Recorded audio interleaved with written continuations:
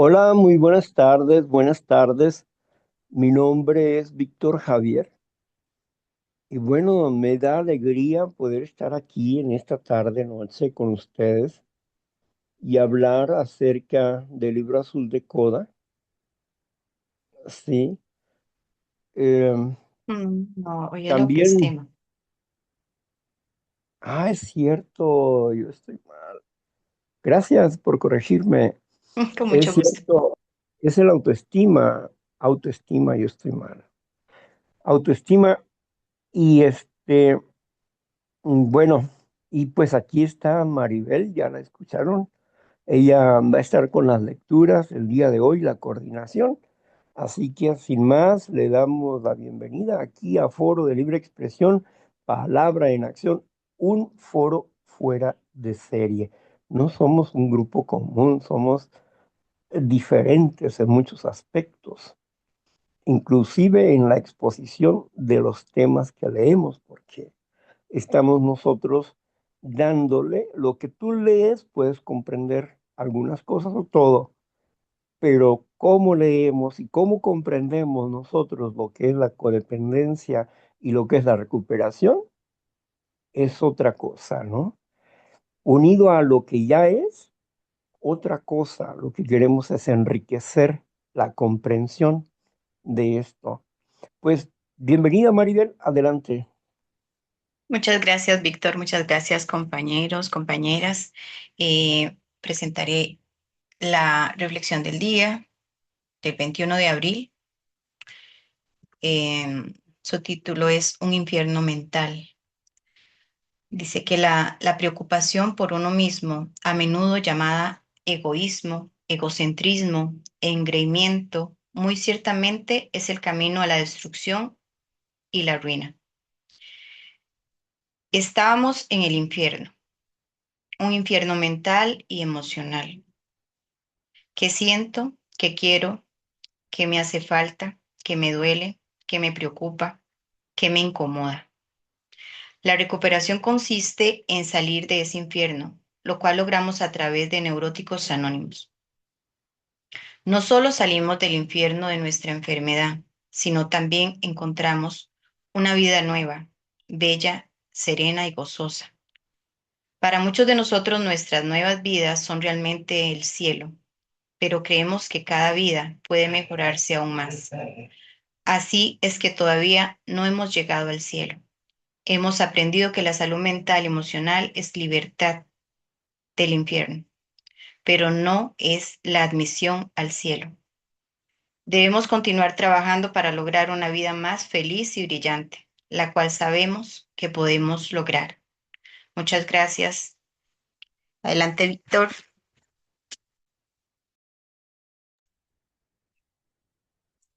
Pues bien, yo creo que sí estamos en el cielo, porque de acuerdo al profeta Isaías, la tierra pende sobre nada y estamos en el cielo. Sobre nosotros hay un cielo, que es el cielo que provee la tierra. Pero dentro de ese cielo, o vaya, fuera de nuestra tierra, estamos en el cielo, en unidad con un montón de planetas y estrellas. Estamos en el cielo. Pero cuando hablamos acerca de cómo nos sentimos, si en el paraíso o en el infierno, pues eso hace la diferencia, ¿verdad? Pues yo nunca he estado en el paraíso. Y paraíso pues significa placer, o sea, estar disfrutando. Pero en el infierno, pues ese sí lo conozco bien. En el infierno que producía mi mente, que había autodestrucción de valoración personal, mala comprensión acerca de la forma de ser y vivir de los demás seres humanos, estaba tan unido a la enfermedad de ellos y ellos a la enfermedad mía, que toda la hipersensibilidad estaba en mí. Y esa hipersensibilidad pues hacía de mi vida un infierno. Mis temores, mi miedo, mi timidez, mi, mi miedo a que me dijeran que no, ¿verdad? O a que me rechazaran.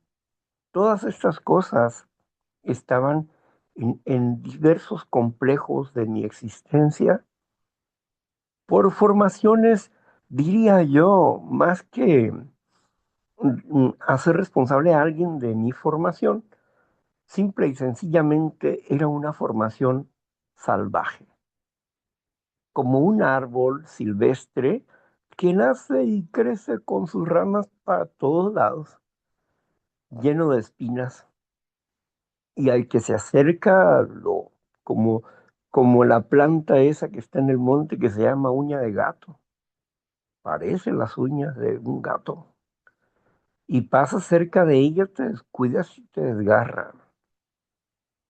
Asimismo, era mi manera de ser.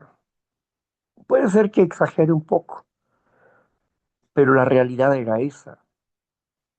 La realidad que me hacía sufrir, que me llevaba al fondo de la soledad, tristeza, de la frustración, del enojo, del fastidio, conmigo mismo y con mi vida.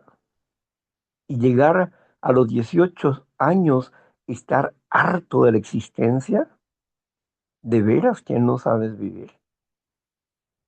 De veras que no sabes vivir, ni conoces la vida, ni sabes qué es la vida y ya la estás desechando, porque no sabemos vivir. Nos culpamos a nosotros mismos o culpamos a los demás de estar viviendo esa realidad de nosotros. Pero cuando empezamos a abrir los ojos a través de un programa de recuperación como el que nos ofrecen Neuróticos Anónimos, nuestras vidas empiezan a ser completamente diferentes. Si logramos entender las claves del programa, porque hay claves de los 12 pasos de recuperación que Robert Grover nos enseñó, que nos ayudó a ser libres. Claves muy importantes y muy básicas para poder sentir una paz interior y un gozo y una satisfacción y percibir que en la vida sí se puede avanzar con serenidad y paz, cumpliéndose así las acciones del programa de recuperación. Y todo comenzó con una pregunta que su padrino Bill W. le dijo: tú que eres psicólogo, dime tú por qué. Si yo tengo un programa maravilloso que fue inspirado para escribirlo, para recopilar toda información y escribir estas cosas, donde mucha gente hoy está abstinente y se está recuperando, ¿por qué yo soy el campeón de las borracheras secas? Porque yo soy el campeón de las recaídas emocionales. ¿Por qué no puedo avanzar en ese punto? Grover dijo, bueno, pues, pues yo honestamente no sé, pero voy a probar. Y se puso a trabajar Grover. Le dio trabajo Bill W. y se puso a trabajar con ese tema de las emociones. Empezó a probar el programa en personas no alcohólicas. Y partiendo de eso, después de ver la recuperación y la transformación de su enfermera y secretaria ahí en su consultorio, después de tener resultados, va y le dice a su padrino Bill W. Oye, fíjate nomás, ya entendí por qué el programa sí funciona con las personas no alcohólicas. Y te voy a decir, la clave es esta, pero él comenzó de esa manera, sobre lo que Bill W. sentía. Robert Grover solamente estuvo asistiendo a Alcohólicos Anónimos 6 meses. Después de ellos, iría como visita, pero no como alcohólico, sino como neurótico. Y al ser independiente, porque Grover invitó a Bill W. a ser parte de Neuróticos Anónimos, pero Bill W. dijo, no, mi lugar es aquí,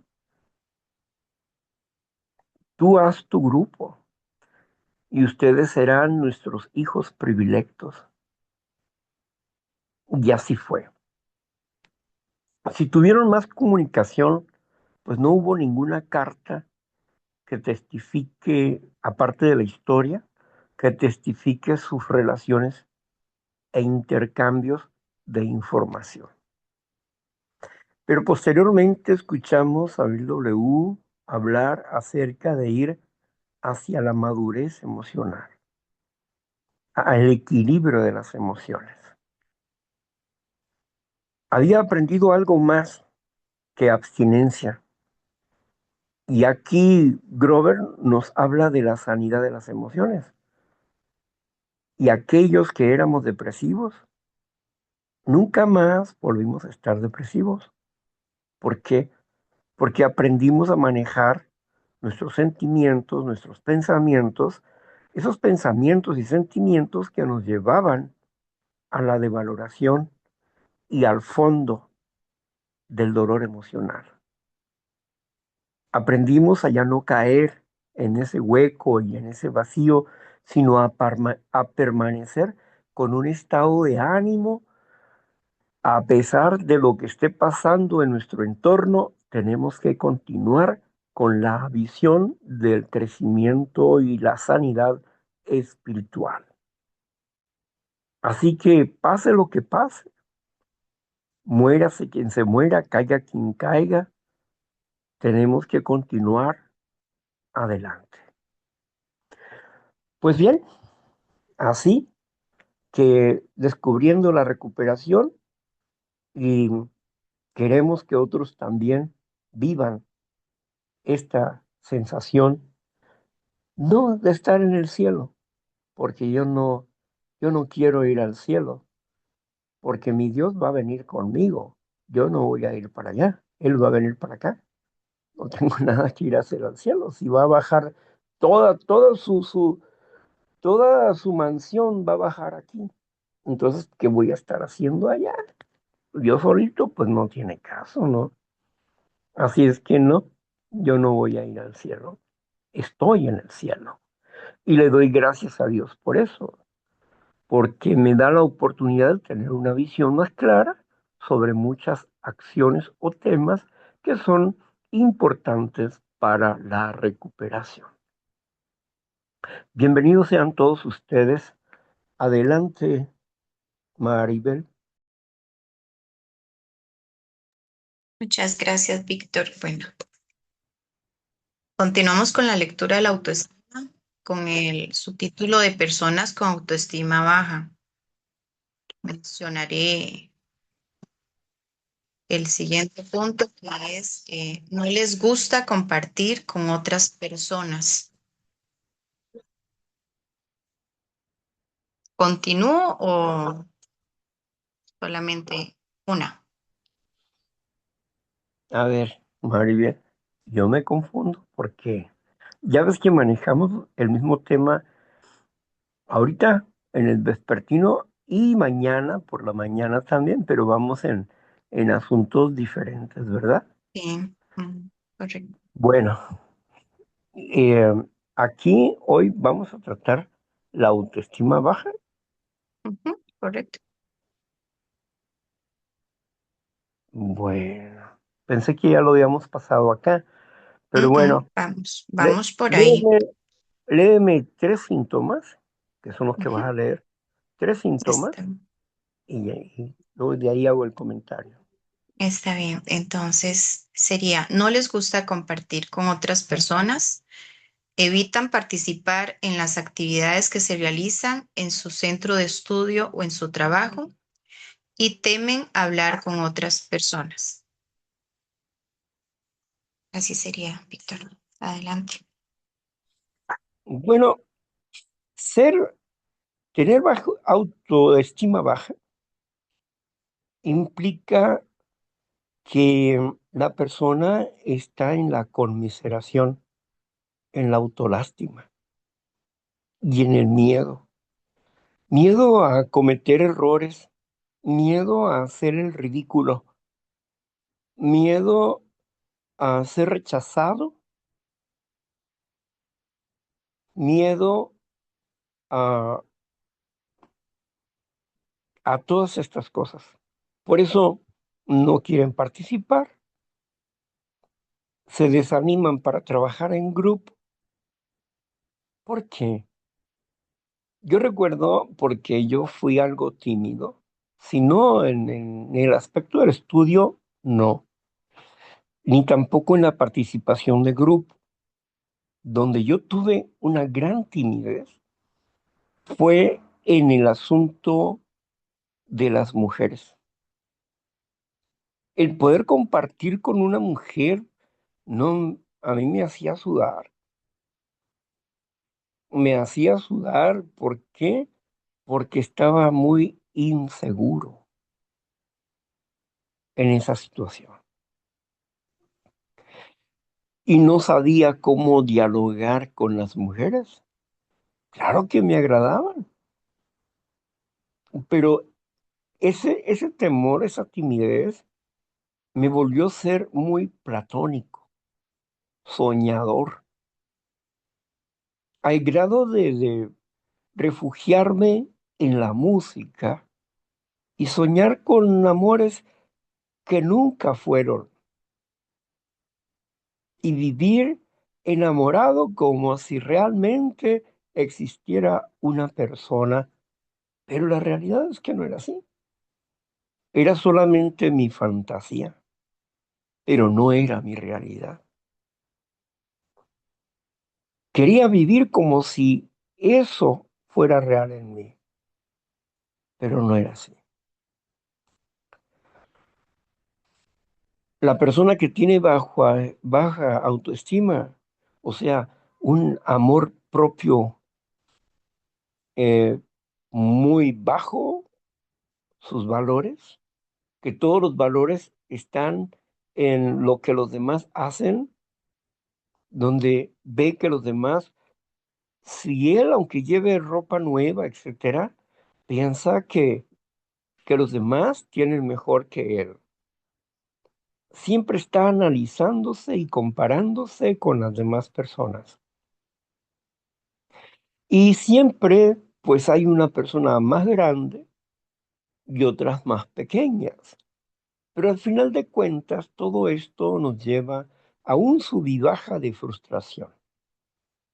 Y lo que no podemos liberarnos es del miedo.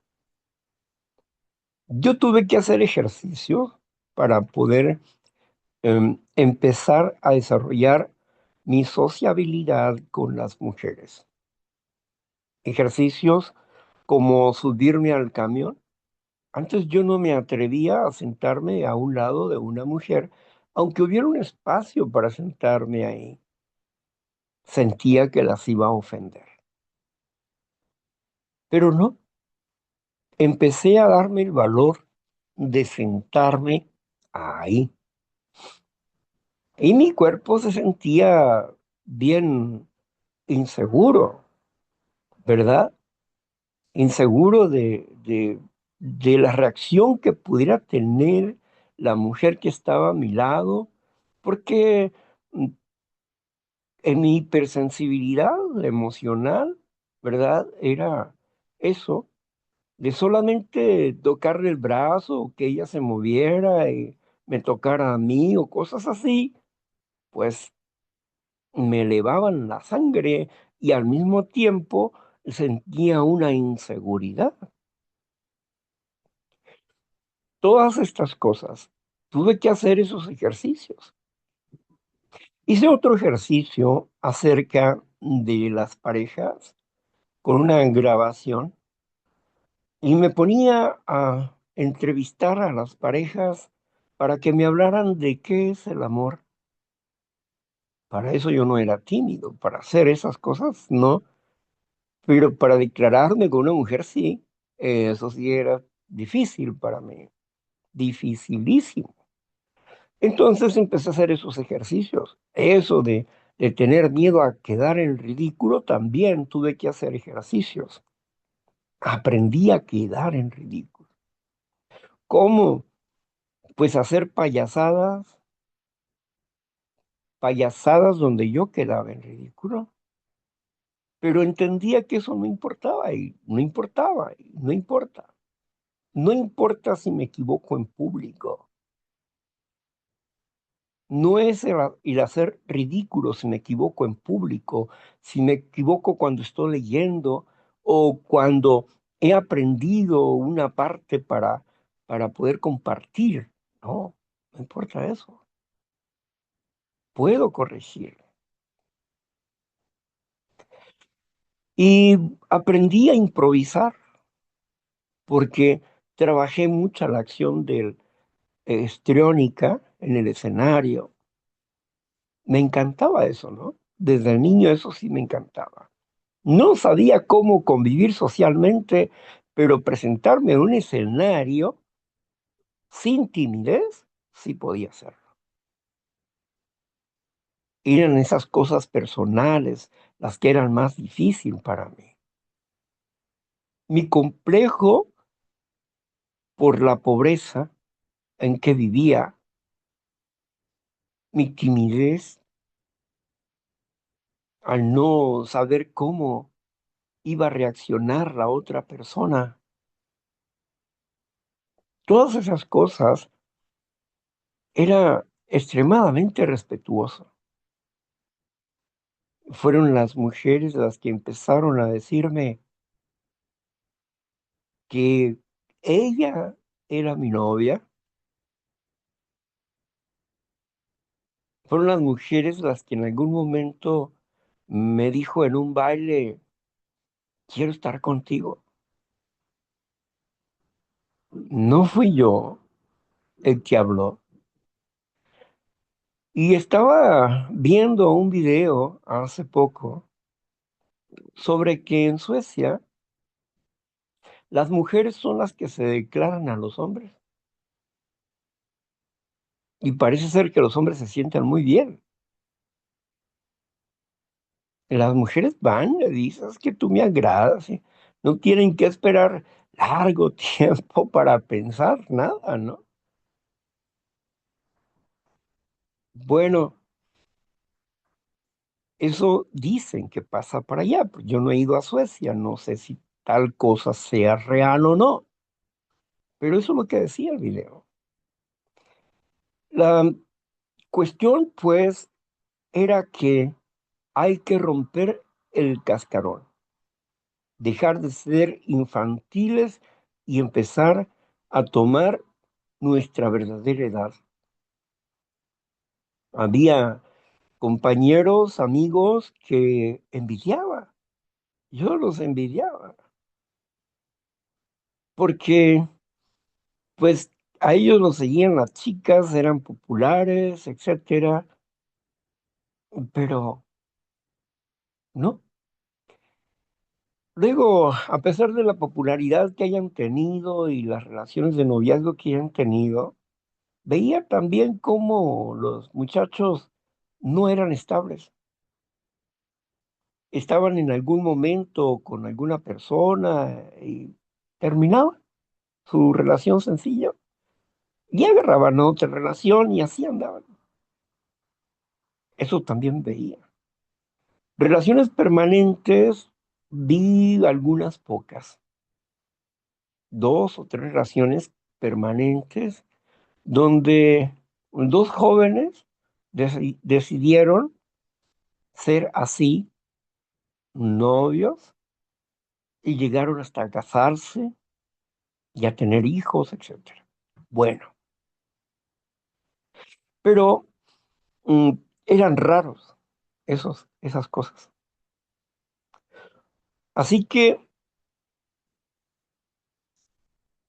romper con la timidez implica cambiar de pensamiento y hacer ejercicios contrarios a los que el miedo me dice. Oye, no te presentes en público porque mira cómo vas a hacer el ridículo, etcétera. No, yo quiero hacer el ridículo. No le voy a tener miedo al ridículo. No pasa nada. Dígame en la vida quién no ha hecho el ridículo, aunque no lo quiera hacer. ¿Quién no lo ha hecho? ¿Quién no se ha tropezado en una fiesta o sin querer al levantarse ha tirado lo que está en la mesa? ¿Quién al bailar las mujeres no se le ha roto un tacón o se han resbalado al estar bailando? Entonces, de alguna manera siempre suceden tipos de accidentes. He visto a las mujeres que en algún momento han tenido el accidente que se les cae la falda, pero es un accidente, o que se les abre la blusa, pero es un accidente, como que se le rompe un tacón, es un accidente. Entonces, de alguna manera, la vida nos enseña que hacer el ridículo no significa que estemos mal, porque no somos perfectos. No hay una sola persona que no haya hecho alguna vez en la vida un ridículo. Cuando llegamos a los grupos y subimos a las tribunas, quizás nos tiemblen las piernas o nos pongamos, em, se nos haga difícil hablar de nosotros o de lo que sentimos. Porque yo la primera vez que me subí a una tribuna, aunque tenía habilidades histriónicas, cuando me subí a la tribuna para hablar sobre mis sentimientos, sobre mis emociones, no pude decir gran cosa. Simplemente se me hizo un nudo en la garganta para decir, sí, yo soy enfermo emocional y por favor ayúdenme, porque yo no sabía absolutamente nada de lo que estaba sucediendo en mi interior. Nada. Era un completo ignorante de mí mismo. Así que tuve que aprender. Sufrí mucho dentro de las filas de los grupos porque era hipersensible, todo me lastimaba, con todo me enganchaba.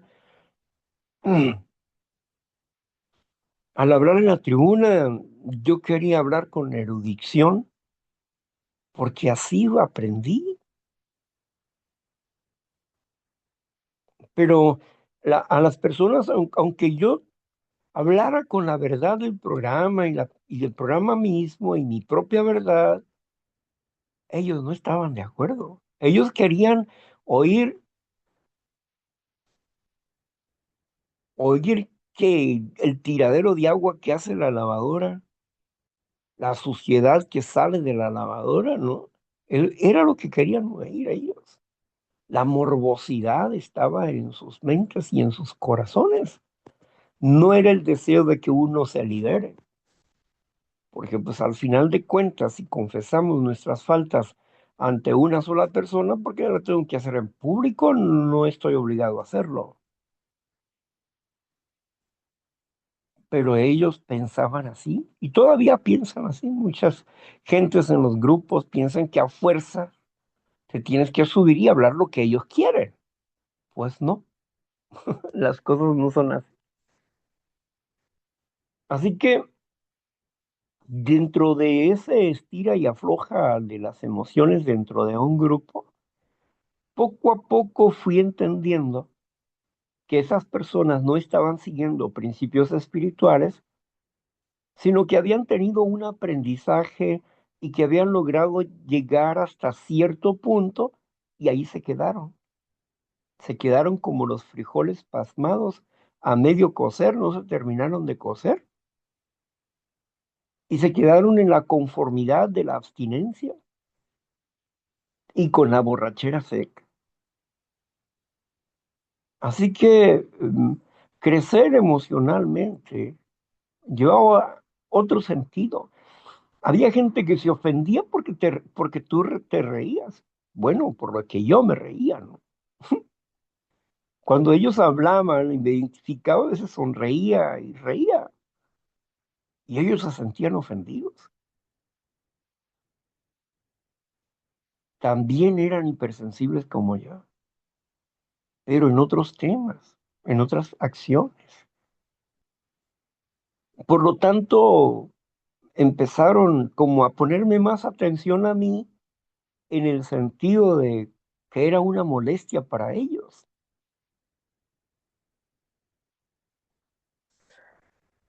Por eso fue que necesario que entendiera que yo necesito ser independiente. Como dice el tercer paso, entre más dependiente seas de Dios, más independiente serás de las personas, de las cosas. Pero yo todavía no entendía bien ese aspecto de cómo ser independiente de las personas, cómo poner límites, cómo establecer desapegos emocionales, pero al mismo tiempo tener un apego emocional.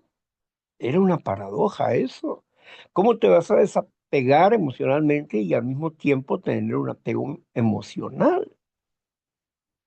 O sea, aprender a poner límites en el apego emocional, frenar mi emoción y decir, hasta aquí llego, no más allá, hasta aquí llego. Y así como el mar tiene límites, yo también tenía que ponerme límites.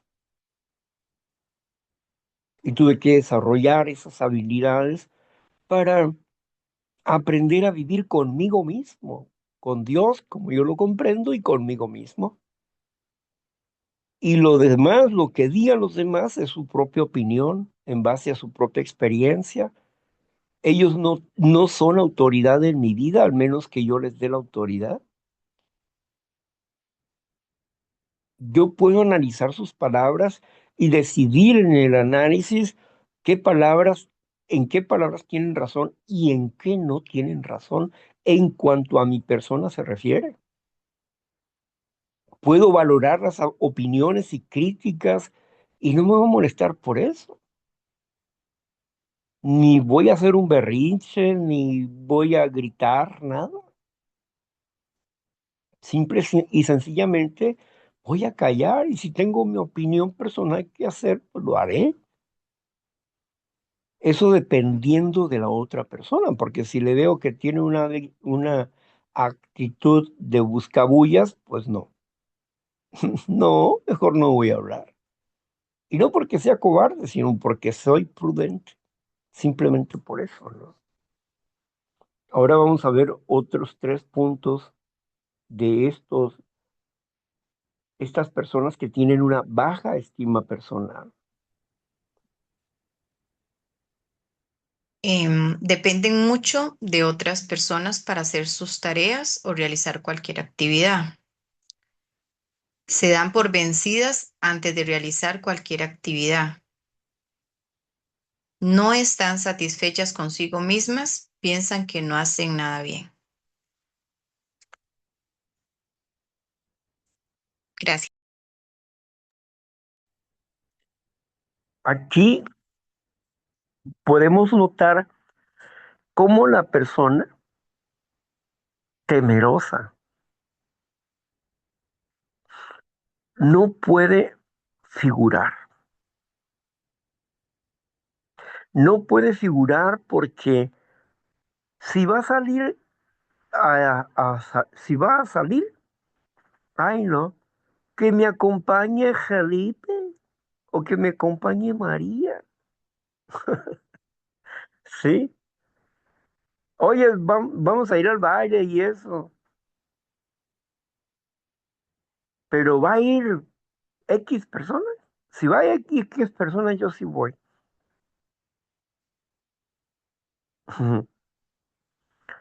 Parece amistad, pero no es amistad. Es una forma de verse a sí mismo como inservible y que solamente una persona puede comprenderle, como lo que dicen en los grupos. Ay, este es el único lugar que me comprende. No es cierto. Es mentira eso. De principio tú crees que es el único lugar que te comprende, pero no. Hay mucha gente que comprende tu enfermedad más de lo que tú crees, más de lo que tú piensas. Hay personas que se identifican cuando hablas de los problemas emocionales porque ellos también viven esos problemas emocionales. Somos seres humanos y somos el reflejo el uno del otro en diferentes dimensiones, pero lo somos. Pero tenemos pensamientos que obstruyen nuestras relaciones humanas, que no nos permiten crecer por los juicios anticipados, por esos juicios torcidos infantiles, por esas memorias de reacción, por las memorias del pasado, por el resentimiento, por el enojo con los padres, porque todavía están enojados con los padres. Es que no me quisieron, es que me abandonaron, es que soy huérfano y siempre tienen una excusa para ser infelices. Tienen una excusa porque razones no tienen. El hecho de que hayamos pasado un evento difícil con papá, con mamá, cualquier experiencia difícil que me pongas, la pérdida de un ser querido, etcétera, cualquier situación difícil que me pongas, otros en esta vida ya la han vivido. No eres el único que está en ese momento, no eres el único enfermo espiritual y emocionalmente en el mundo. Y eso lo llegas a comprender cuando llegas a un grupo, porque escuchas tus fallas en la boca de otros y cuando llegas te llenas de esperanza. ¿Por qué? Porque te identificas con el problema, porque te das cuenta que no estás solo con el problema o sola con el problema, que todos llevamos de alguna manera u otra el mismo problema, la misma enfermedad espiritual y que no hay en el mundo un ser humano que no haya pasado por la enfermedad espiritual. No hay un solo ser humano. Algunos se quedan ahí toda la vida. ¡Qué infierno! Por eso no superan ciertas cosas y terminan suicidándose. Se cansan de fingir y no importa si tienen mucho dinero, si tienen poco dinero, el desamor que hay en sus corazones, la conmiseración y la autolástima que están presentes en sus corazones, la frustración, el enojo y el resentimiento que están en sus corazones, envenenando sus vidas y destruyendo su potencial para desarrollar una sana relación con las demás personas. La enfermedad es artificiosa, perversa y burlona. Esa es la enfermedad espiritual. Cuando dos personas se unen a temprana edad con sus vacíos existenciales, como Bill W. lo hizo con esta chica Berta, él sentía que era la única persona en el mundo que podía comprenderlos en sus frustraciones. Y por eso se volvió codependiente de ella. En su codependencia de noviazgo, él dependía de ella. emocionalmente.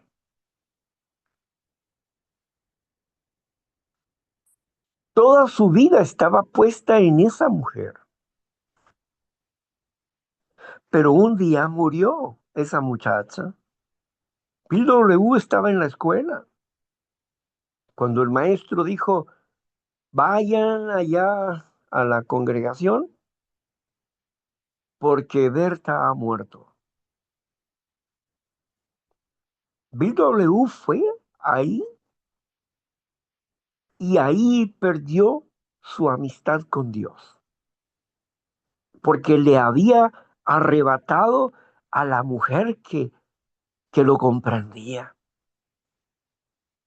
y empezó a huir de Dios y a buscar su propio método y forma de vida.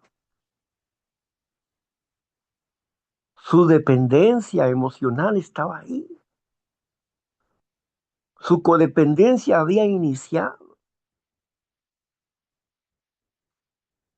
y esa codependencia lo hizo ser alcohólico.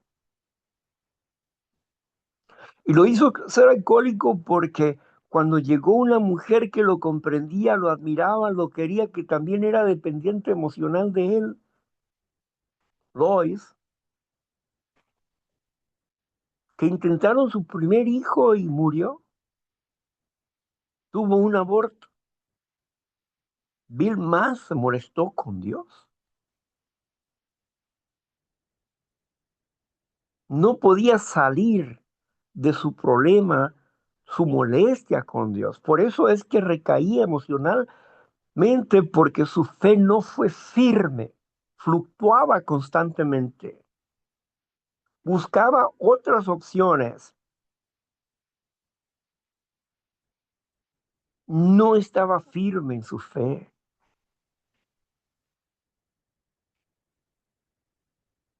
Por eso es que era tan cambiante. Por eso probó varios métodos y varias situaciones. Y aunque no bebió, pero sí se drogó con el ácido LCD,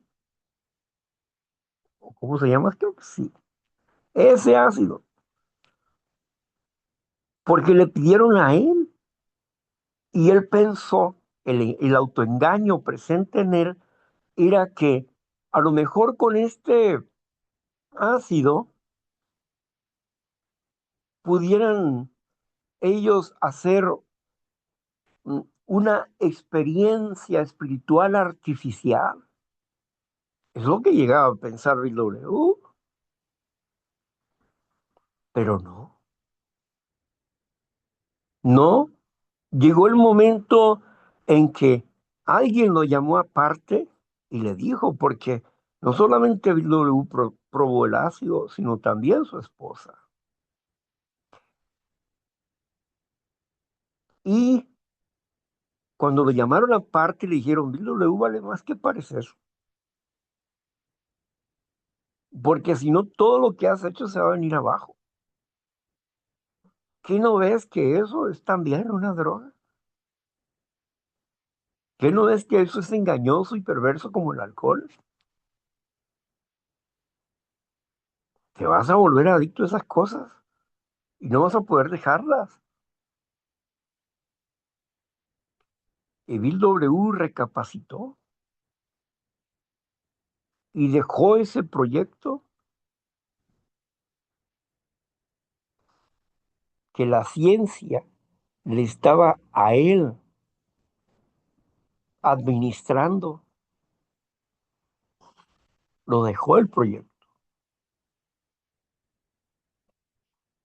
y empezó a trabajar las cosas espirituales. Pero en su búsqueda se salió de la verdadera fe para buscar otros métodos, un camino más fácil y cómodo. El autoengaño está en el enfermo,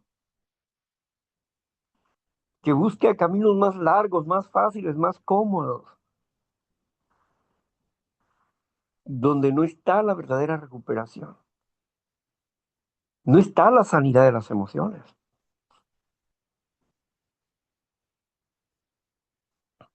Por eso es que necesitamos entender que como seres humanos, cuando tenemos una baja estima personal y no tenemos una claridad de qué es lo que estamos haciendo y cómo construir un buen carácter, entonces equivocamos el camino, nos salimos del camino. La conmiseración, la autolástima, pobre de mí, el orgullo hace que la persona tenga una lástima por sí mismo de no poderle dar a la otra persona lo que él considera que necesita para la vida. Cuando la otra persona no le está exigiendo absolutamente nada.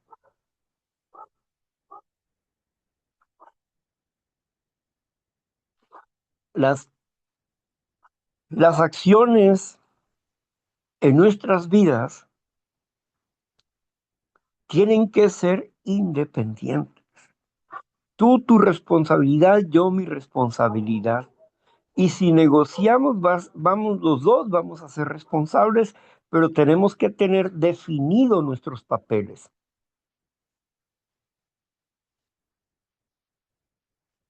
Pero la conmiseración es una ira. La conmiseración es el garrote de la ira contra nosotros mismos por no ser perfectos. Y la perfección es imposible. No para nosotros los humanos defectuosos, la perfección no existe. Tenemos que vivir en la imperfección y en el crecimiento del perfeccionamiento día a día, superando el desamor que nos tenemos a nosotros mismos, los prejuicios contra un Dios que no conoces, ideas que te llegaron a tu mente y que las agarraste como verdad que no sirven, que no funcionan, por lo menos no para relacionarte bien contigo mismo y con las demás personas, porque estás, el, el, el que tiene baja estima es una persona soberbia, que está encerrada en su propia concha y se hace la víctima, se hace la víctima. No se da cuenta que está haciendo un berrinche como adulto, pero como ahora le llaman depresión, ay, pobrecito, está deprimido. No, este es berrinchudo. Qué deprimido va a estar, es un berrinchudo que no quiere entender que la vida no es como él la pinta o él la cree. Él piensa que el mundo no lo ama, pero el que no se ama es él mismo o ella misma. No se ama. Y a todo mundo acusa de su desgracia. Ay, es que mi esposa no quiere ser así. Es que mi esposo yo lo quiero mucho, pero esto, y yo sufro porque él no me quiere. Pues deja de sufrir, ámate a ti mismo. Deja de estar rogando y mendigando amor y migajas. Aprende a amarte a ti mismo. Aprende a respetarte, a ser fiel a tu vida, a tu existencia y a tu Dios como tú lo comprendes. En vez de estar siempre esperando que la otra persona reaccione para que venga y te diga, tú sueñas con que llegue y te diga, hola mi amor, cuánto te he extrañado, mira qué linda eres, qué bonita te has puesto, te admiro mucho por esto. Pero aquel enfermo está enfermo igual que tú y que quiere las mismas cosas que tú, no te va a decir eso. Si ya te ha dicho que no te quiere, que solamente te quiere y te necesita como enfermera o como compañía, pero cuando él quiere y en el momento en que él quiera, no cuando tú quieras o como tú quieras. La conmiseración, la falta de conocimiento de sí mismo, la falta de el autoconcepto, o sea, tener un valor propio, siendo humildes en reconocer el problema. El origen del problema no está en la otra persona, sino en tu forma de pensar, en tus memorias, en tu forma de dejarte llevar por la imaginación, en tu falta de poder de voluntad. Tu vida se vuelve indecisa. Necesitas aprobación constante, como si fueras un niño o una niña y ya tienes 50, 40, 30 años y buscas aprobación. No, tenemos que tener la visión de prosperar espiritualmente, de crecer emocionalmente, de limpiar lo que está errado en nuestros corazones, en nuestras mentes, de limpiar el concepto equivocado de la vida. Si queremos prosperar en la satisfacción de la existencia, a pesar de los errores que podamos cometer, ningún error es más grande que mi capacidad de resolver el error,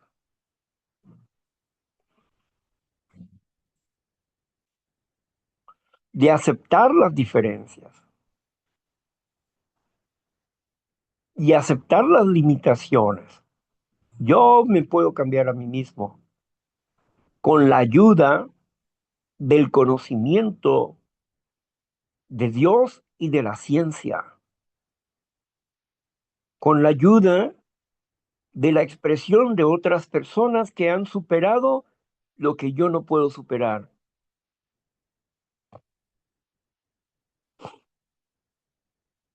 Pero si queremos quedarnos en la autoestima, es quedarnos en la ingobernabilidad y en la enfermedad. Pues la vida no es así. Hay que enfrentarse a uno mismo para cambiar. Duele, sí, duele, pero se vive más a gusto cuando pasa eso. Tienes más motivación, tienes más opciones de vida.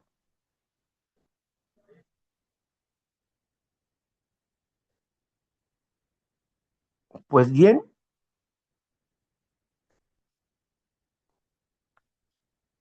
bien, vamos todavía con otras, otras tres. Dice, no conocen sus emociones por lo que no pueden expresarlas.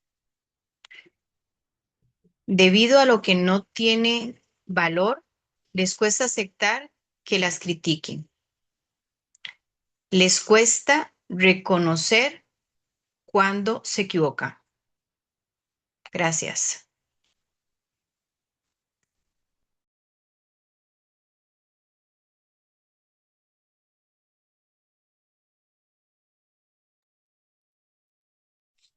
No se conocen.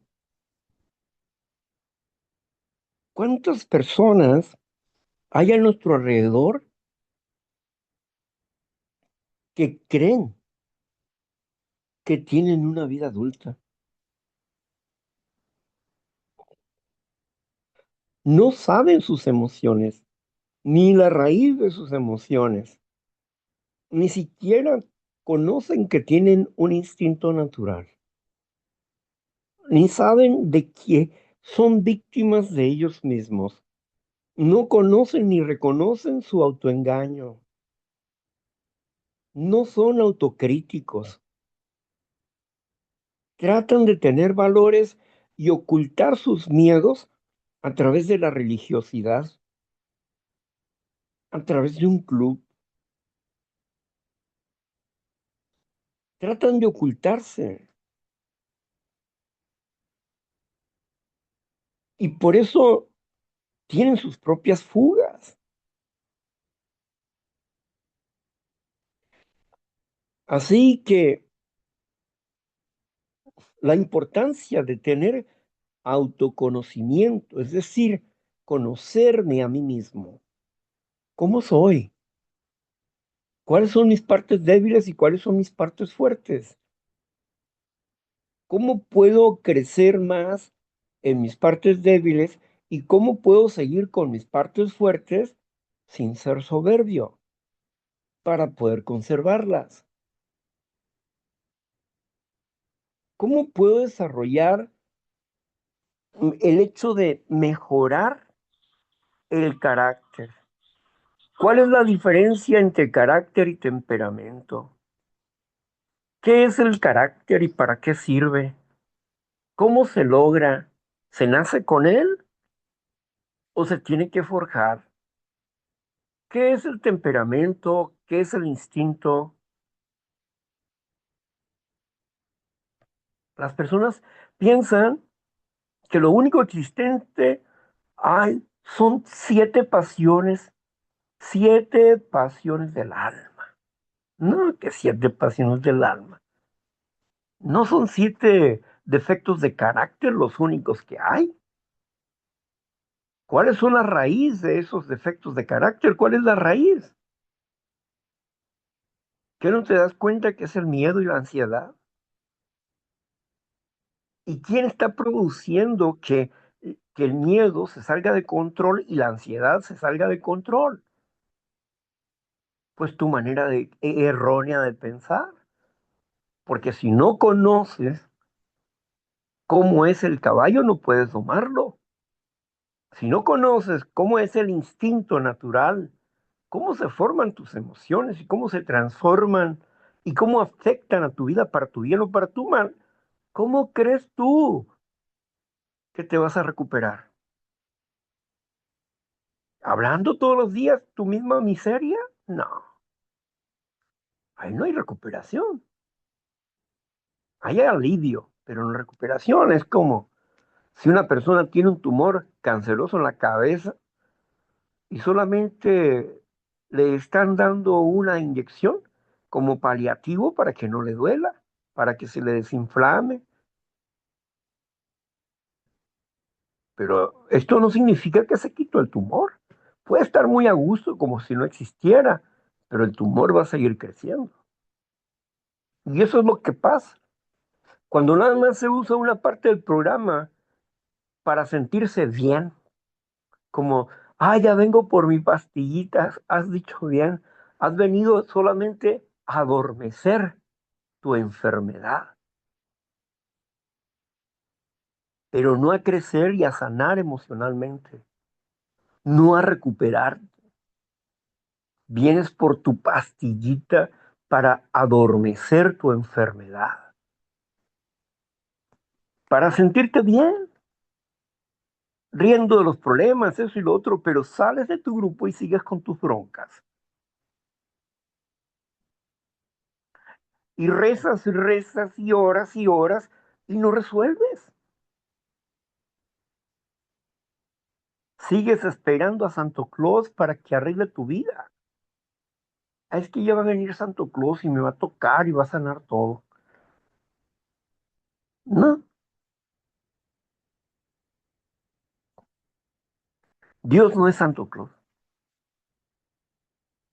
Es mucho más que ese mito que el hombre se ha inventado. Esa mentira que el hombre ha inventado para adornar la vida de los niños y volverlos más complejos todavía. Y cubrirlos de un romanticismo. Ay, es que es tan bonito. Y es que se percibe la paz. No, estás borracho emocionalmente por las locuras que te han metido en la cabeza. siguiendo vanas tradiciones que no arreglan tu vida. Te vuelves nostálgico de esos tiempos. Ay, es que yo me acuerdo. Nostálgico, enfermo. Te la autolastimas, te autofragelas con el romance y la nostalgia. No disfrutas, te lastimas.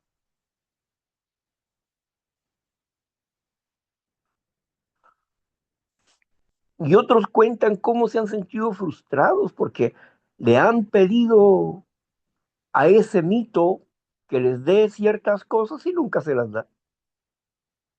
Y lo mismo sucede con los que rezan y con los que oran y los que van a sus congregaciones. Y al final siguen siendo exactamente las mismas personas. Van y se embriagan emocionalmente, sintiendo que son limpios, que ya han mejorado sus vidas, pero cuando salen a la puerta y llegan a sus casas o antes de llegar a sus casas, estando en el patio ahí mismo de su congregación, se les sale el demonio, discutiendo con los hijos, con la mujer, con esto, con aquello, ¿no? O la mujer discutiendo ahí también con otras mujeres, o criticando a otros.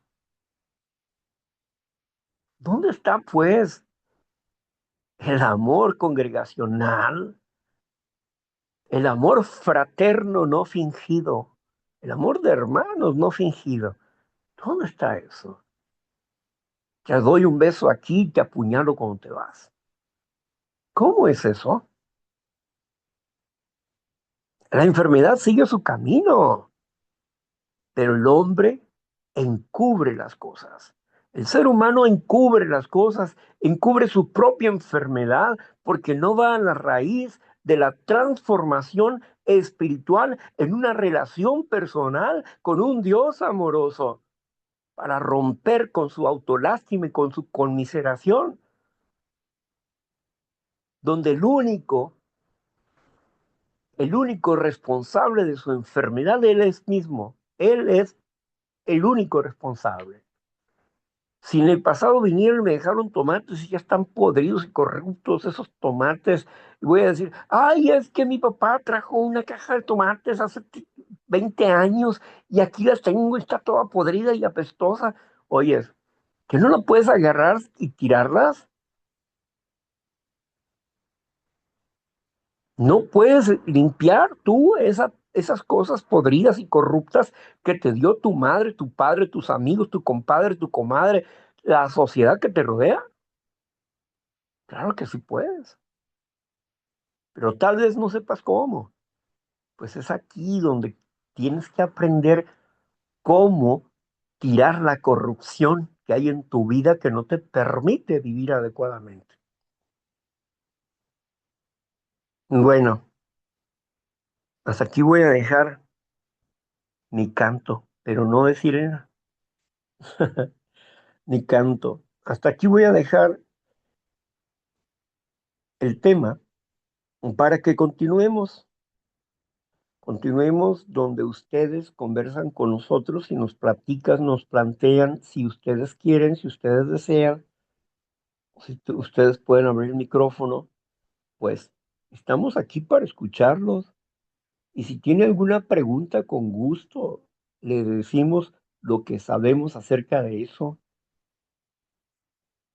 Y si quiere hablar de usted, hable de usted, como Como quiera que quiera que sea. Estamos en estamos Foro en... de Libre Expresión, Palabra en Acción, un foro fuera de serie. Vamos a cerrar aquí la grabación para que ustedes puedan participar tranquilos, ¿verdad? Vamos a ver, ¿dónde está la grabación acá? Mm.